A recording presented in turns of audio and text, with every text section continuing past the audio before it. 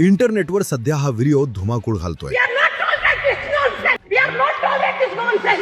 यात दिसत असलेली मुलगी भारतीय लष्करातील ऑफिसर्सना वाटेल तसे बोलताना दिसत आहे. स्वतःला जेन झी म्हणवत ती हे सर्व टॉलरेट करणार नाही वगैरे बरळत आहे.